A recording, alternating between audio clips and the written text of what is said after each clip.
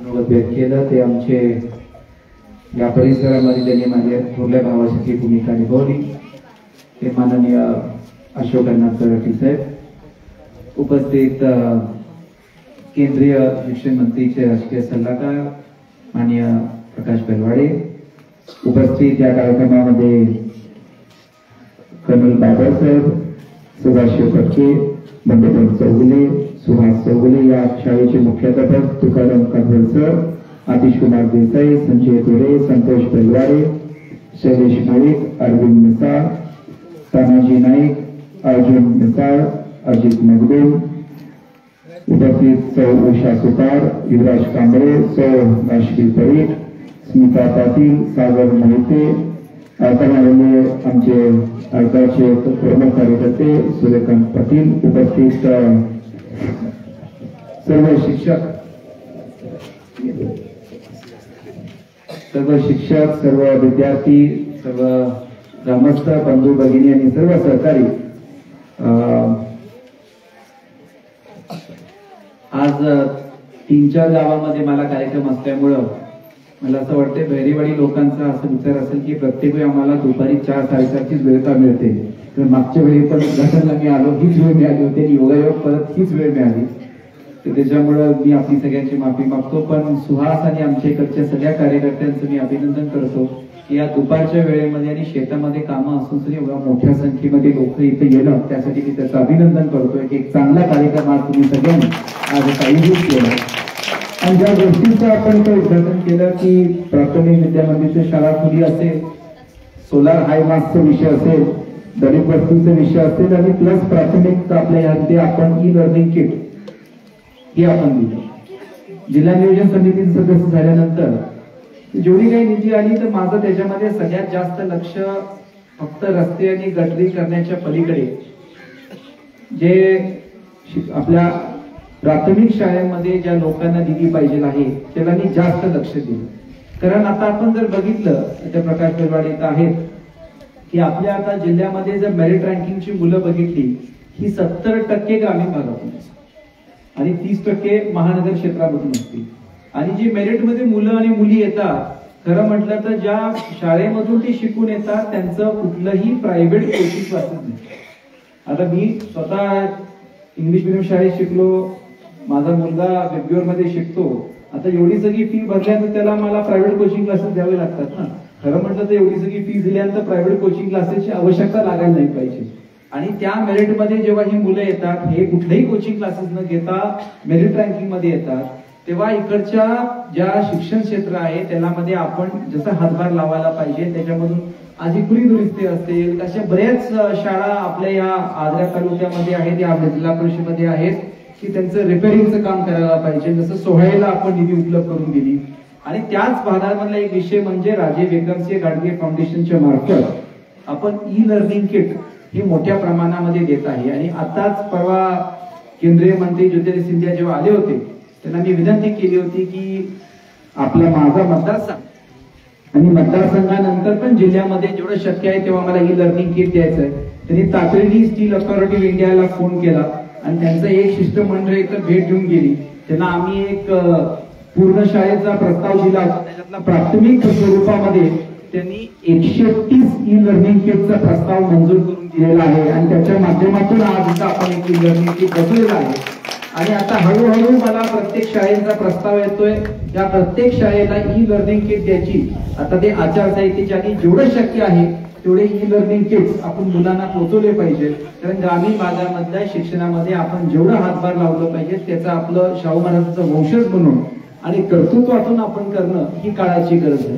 त्याचबरोबर या गावामध्ये आपण जे खुलं बांधून दिलेली आहे आणि काय ते सहकारी लागेल तेही करू. आणि हाय मास्क सगळ्यात महत्वाचं की जी निधी आली त्याच्यामध्ये हाय मास्कवर आम्ही जास्त लक्ष दिलं.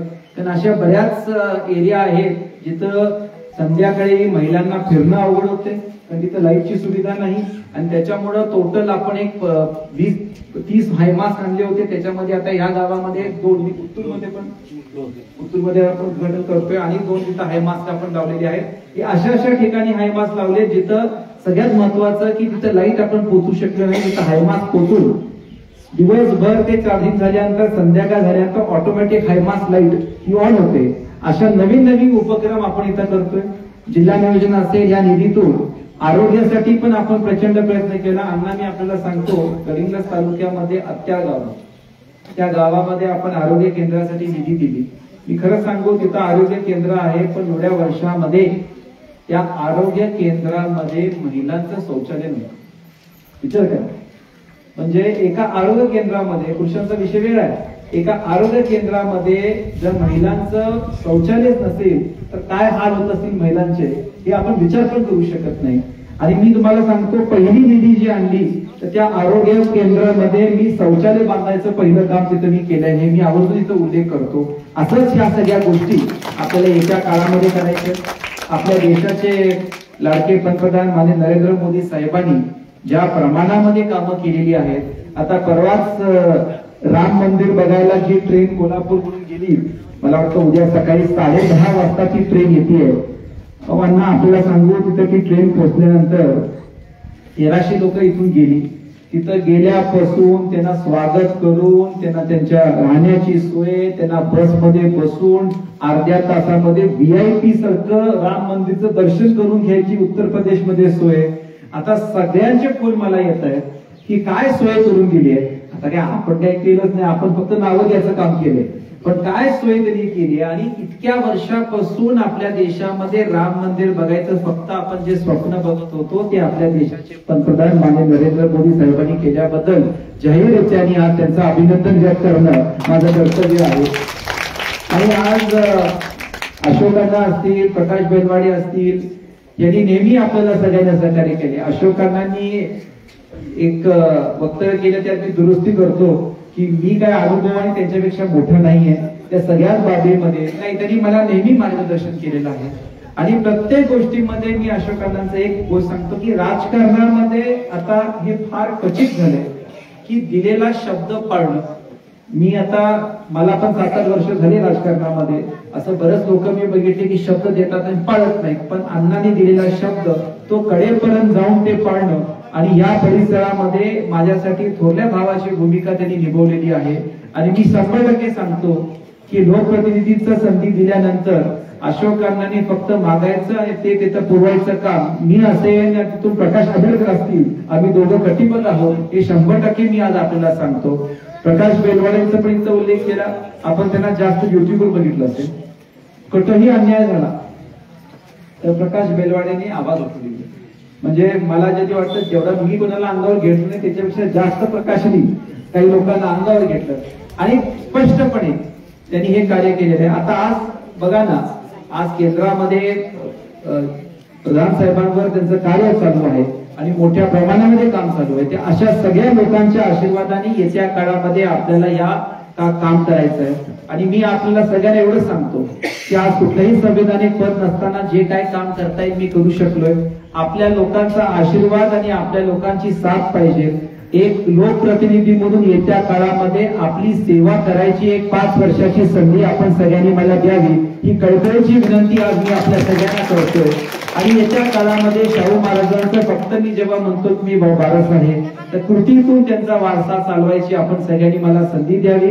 आपल्या या शाळेच्या सर्व शिक्षकांचं मी अभिनंदन करतोय. फार चांगला कार्यक्रम आपण आयोजित केला, आम्हाला सगळ्यांना इथं बोलवलं, आमचा सत्कार केला, त्यासाठी मी मनापासून सगळ्यांचा आणि इकडच्या गावाच्या सगळ्या कार्यकर्ते, बूथ प्रमुख, बूथ सदस्य सगळ्यांचं मी अभिनंदन करतो. की मला माहिती आहे किती आव्हानामध्ये आपण सगळी काम करता आणि तरी पण हे काम करून इथं भारतीय जनता पार्टीच्या स्तरावर तुम्ही सगळ्यांनी काम केलेलं आहे, ते कौतुकपद आहे. तुमचं सगळ्यांचं परत अभिनंदन करून आपल्या सगळ्यांचा आभार व्यक्त करून थांबतो. जय हिंद, जय महाराष्ट्र.